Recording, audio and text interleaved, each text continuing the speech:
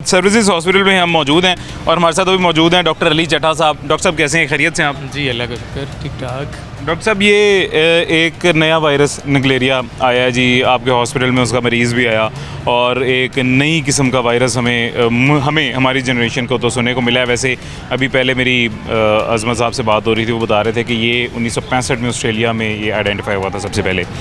इसके सिम्टम्स क्या हैं डॉक्टर साहब, सबसे पहले ये बताइएगा। जी मैं आपकी पहले ज़रा थोड़ी सी करेक्शन करता जाऊँ। बेसिकली ये निगलेरिया जो है वायरस नहीं है, ये अमीबा है।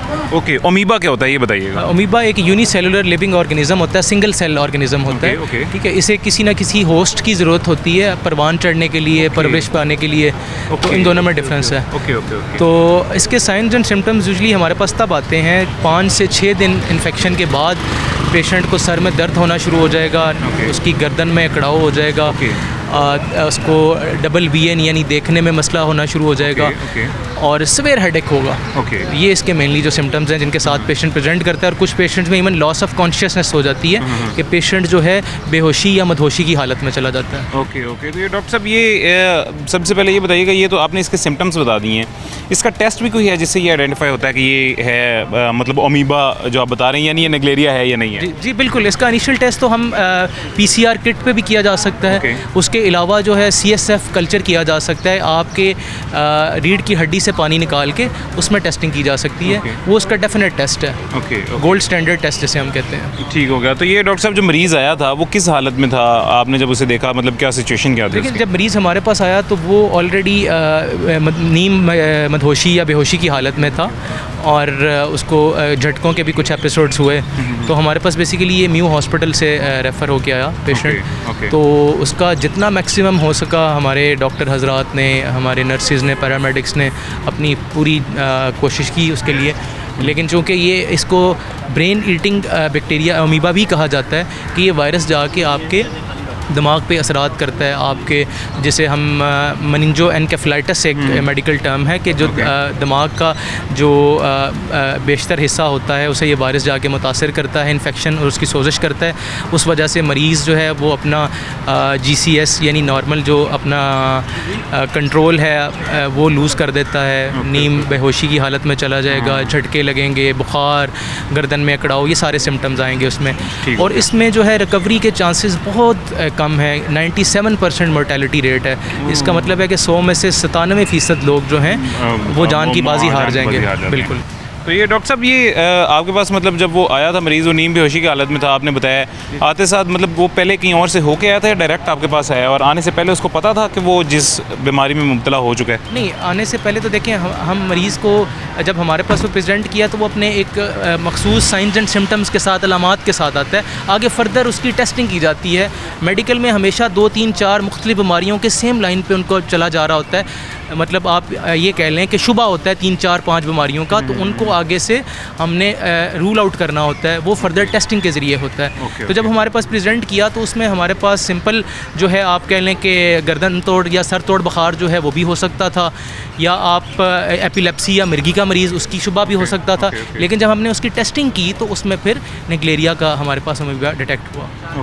डॉक्टर साहब वो ये आपको क्या लगता है मतलब किस वजह से हुआ था? क्योंकि अब भी जो सोशल मीडिया पे और मीडिया प्लेटफॉर्म्स पे जितनी भी खबर आ रही है वो ये आ रही है कि स्विमिंग पूल में नहाने की वजह से उसमें ये वायरस आया था। आपको क्या लगता है, हकीकत है? इसके मल्टीपल रीजंस हैं। ये किसी भी फ्रेश वाटर जो भी चलता हुआ ताज़ा पानी है, उसमें लेक्स आ जाएँ, उसमें नहरें आ जाएँ, उसमें स्विमिंग पूल, हाँ जी, ख़ास तौर पे वो स्विमिंग पूल जिनमें क्लोरिनेटेड वाटर नहीं है।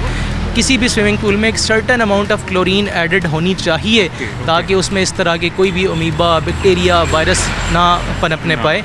तो उसमें एक सर्टन बल्कि गाइडलाइंस भी हैं जिसमें एक अमाउंट होती है स्पेसिफिक, उतनी मकदार में उसमें क्लोरीन होना चाहिए। तो आजकल आप देखें लाहौर में भी ख़ास तौर पे बहुत से लोग नहर में नहा रहे होते हैं। बहुत से ऐसे स्विमिंग पूल्स हैं जो अनरेगुलेटेड हैं, जहाँ पे प्रॉपर कोई SOPs या चेक्स एंड बैलेंसेस नहीं है। तो इस वजह से माइट भी वो उसने एक्वायर किया हो।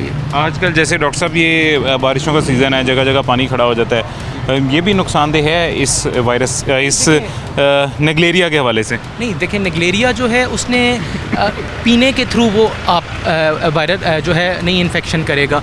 निगलेरिया जब भी हम एक्वायर होगा वो वाया नेज़ल पाथवे या हमारे नाक के रूट के थ्रू ऊपर दिमाग में जाएगा। जो हमारे सूंघने वाली शरियाने हैं या नर्व्स हैं उनकी जो शीत है उसके अंदर ये घुसता है और वहाँ से घुस के फिर ऊपर दिमाग तक जाता है। वही यानी ये बारिश का पानी जैसे पूरे शहर भर में, आपको पता है लाहौर में बारिश होती है शहर भर में खड़ा हो जाता है। नहीं, इसके साथ डायरेक्टली लिंक उस तरह नहीं किया जा सकता बिल्कुल, क्योंकि बारिश के पानी में कोई भी इंसान नहाएगा तो नहीं, ये सिर्फ उन्हीं जगहों पे हो सकता है जहाँ पे आपका डायरेक्ट नेज़ल कांटेक्ट हो या आपके मुंह वाला हिस्सा जो है वो पानी के साथ इन कांटेक्ट आए। वुज़ू के हवाले से क्या ख्याल है? बिल्कुल, ये इवन टैप वाटर्स में भी ये ट्रैवल कर सकता है। हाँ जी। डॉक्टर साहब, ये है मैन मेड है, मतलब लैब मेड है या नेचुरल है? नहीं, ये तो नेचुरल अमीबा है, नेचुरल है बिल्कुल। मतलब ये इंसानी शक्ल में नहीं। अच्छा डॉक्टर साहब, 1965 में ये आया था, उसके बाद ये आहिस्ता आहिस्ता ज़ाहिर है पाकिस्तान में भी आ गया है। ये फैलता किस तरह है? क्योंकि ये बात मैंने अज़मत से भी पूछी थी, ये असल कंसर्न ये है, मेरा भी ये, ऑडियंस का भी ये, इसी बात से डर रहे होंगे।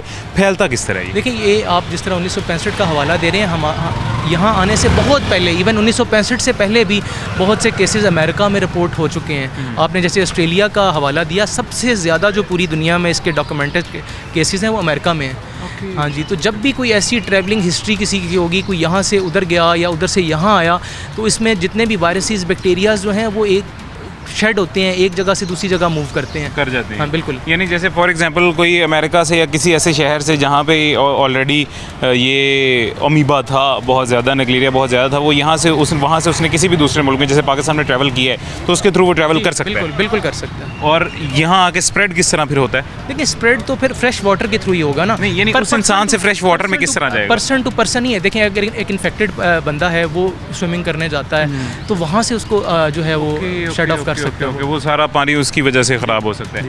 तो ये टैप वाटर्स में भी, उसके अलावा ये जो अभी एडवाइजरी आई थी, हेल्थ एडवाइजरी, उसमें ये कहा गया था कि पानी की टंकियाँ भी बार बार मुतअद्दिद बार जो है ना आपने वॉश करवानी है, उसमें भी पता नहीं क्लोरीन ऐड करनी है या नहीं, तो ये पानी की टंकियों में भी पैदा हो सकता है? जी बिल्कुल।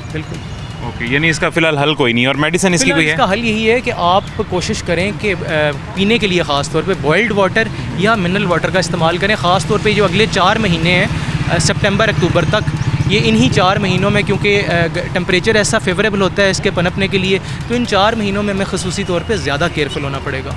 ओके इंशाल्लाह। डॉक्टर साहब, बहुत शुक्रिया जी, आप खिदमत कर रहे हैं, आप ख्याल रखते रहें ऐसे लोगों का। थैंक यू जी, थैंक यू सो मच। ये हमारे पास जी अभी यहाँ पे एक छोटी सी ब्रेक का वक्त हुआ है, छोटा सा वक्फा लेते हैं, मिलते हैं एक छोटे से वक्फे के बाद।